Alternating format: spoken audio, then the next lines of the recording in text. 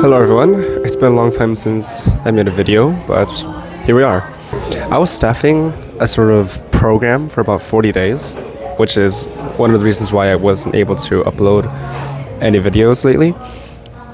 But after those 40 days, well actually I participated in 20 days because before that I was working on Lateria, and because of Lateria I was only able to staff 20 days. But anyway, after those 20 days, it was quite exhausting, so I took a little trip to Busan with my mother. First time there, actually.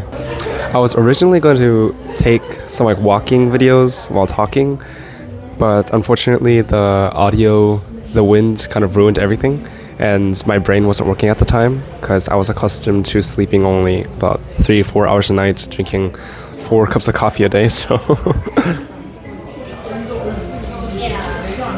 yeah, it was quite a fun way to live. Right now I'm in Seoul. I left Busan yesterday. And I don't know. There's just this reoccurring thought that I have every time I look at my hands. So even in public places, sometimes if I have nothing to do, I'll just stare at my hand and then imagine the complexity of this living machine. Because humans are yet to imitate this completely and also imitate the human intelligence, although they are very, very close. But it just blows my mind every single time. And even what humans make, that's out of pure metal and conductive material. This is not magnetic, it's biological. And in each, we have billions of cells, and each of them have their own life, and sacrificing their own lives for the continuation or perpetuation of the greater life, bigger life, me or other human beings. So this system, this complexity just always blows me away. And it should blow you away too, because I don't know if we should take this stuff for granted, but anyway. I went to Busan, and first, I want to talk about Busan, what kind of place it is. Of course, it's amazingly beautiful. First time there, and I loved it. The atmosphere is so different from Seoul. It's cleaner, more peaceful, and wow, so magical. So Busan is basically the main port, international port. It's responsible for most of the trading that happens in South Korea. And it is also the second largest city, sustains the economic position in South Korea, per se. But before that, it also has very deep historical meaning. During the Korean War, which happened in 1950, I believe, when the communist nations, North Korea, they were winning by a landslide, and basically all of the Korean peninsula was taken over, besides this one sliver of land, this place called Busan. And millions of immigrants, which super saturated the population.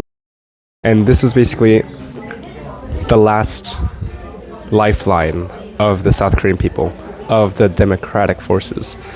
Until, of course, the UN came, and by the chances or the odds of 1 against 5,000, South Korea somehow won, and we're able to have the South Korea we see today. But the impacts of that war puts Korea into such ruin. People say that it was even more poorer, in deeper poverty than Africa. Seriously, think about that. But the Korean people were able to rebuild this place, of course with the help of international support, of many nations. But they had to grind their bones into work, into making this society. And eventually, now it became a first world country and is impacting and playing a major role in the global economy, in global culture. That is very loud. Now, what I'm getting at is, we saw our human bodies, they are so complex, but we human beings are very, very intelligent. I mean, even the device you're seeing this video through, you think that this actually came from the human mind, even before the age of AI? That says something. It really says something. And of course, while human beings are capable of amazing creation, we are also capable of immense destruction. The war, and what is happening in Ukraine and Russia right now. But looking at especially Korea and its history, and of course many other nations also have similar history as well, human beings achieving harmony, one goal, and working together, they were able to lift this nation out of the dumps and raise it high into the sky and become an example from other nations to learn from. So there it is. When people truly work hard, contribute, and be harmonious, striving to a single goal, such miracles are possible. And interestingly, through my 20-day staffing experience, I was able to see this firsthand. The programs in that 40-day program, they're very spontaneous and need constant planning and replanning and overlooking. So it's not very orderly, to be honest, but at the very end, I saw that the participants of the program were truly happy and truly cared for one another. And that sort of brought me to tears, because there's something else besides order that brought them happiness, that brought them warmth, that brought them love, that brought them meaning. And while during the sharing of the staff, we had a small meeting where we shared what we felt and our experiences. It was like 2 a.m. or 1 a.m., so we didn't have time to hear everyone's reflections or stories. One of them said, "I wish we had time to hear each and every one of yours reflections and stories." And she said that voluntarily. Now that just clicked. It made everything so clear in my mind.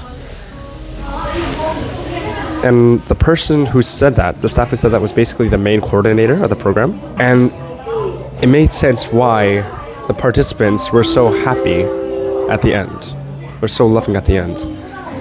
It's because the main coordinator and the other main coordinator, they were very similar. And to describe these people in one word, I would say loving. Or one sentence, living for the sake of others. And watching from the side, and actually talking to them, you can actually feel that. And those two people truly changed the atmosphere of the entire place. So what I'm trying to get at is, although hard work and intense order, yes, that gets the job done.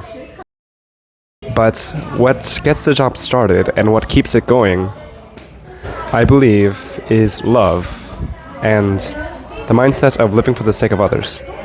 And not just in modern society, I believe also in the past. Like wanting your offspring to prosper, wanting them to have a better life. That is why you work harder. Wanting your spouse, your partner to live a better life. That way of living, to live for the sake of others. I believe that's the starting point of how we humans got to where we were. Got to where we are. Also, just one more thing about those main coordinators.